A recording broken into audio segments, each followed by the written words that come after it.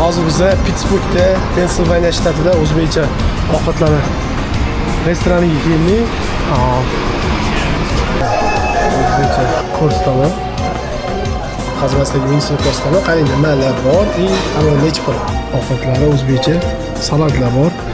Hop, achu $8, grechеский salat $15, olivia salat $15, suzma $7, baliq $20, tabaka $18, osh Samarqand $20, 5 barmoq $25, ko'zli sho'rva $18, barmoq $18, mastava $15 ekan, plymen $15. Amerikada ham hamma narsa topib yesa bo'ladi, bemalol maza qilib o'zbek ovqatlarini maza qilib yeb ko'ramiz, qani mazasini ko'ramiz. Tomsa bilan boshlaymiz. Osh salti bilan boshlaymiz. Oshchi appetizer-da, o'zbeklar uchun. Mana osh qaranglar, Samarqandskiy osh. Gap yo'q ekan ko'rinishdan. Mana ishtahani ochib yubordi to'g'risi.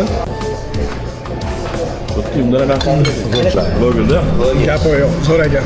Ovqatlanib chiqdik, o'zbek oshxonasi ekan, mana pizza bari. Ovqatlariga gap yo'q. Ayniqsa oshini yedik biz. Oshi vashi zo'r ekan. Tavsiya qilaman.